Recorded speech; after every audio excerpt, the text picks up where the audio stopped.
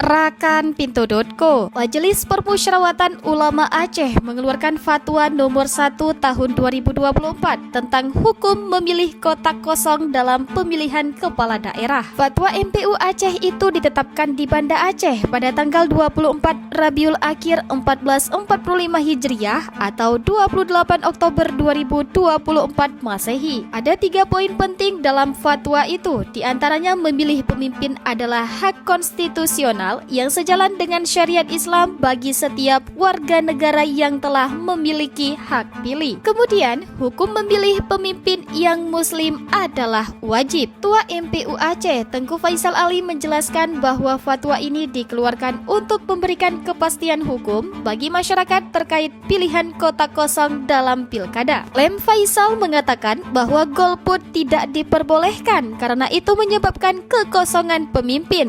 Tetapi, memilih kotak kosong tidak mengakibatkan kekosongan pemimpin.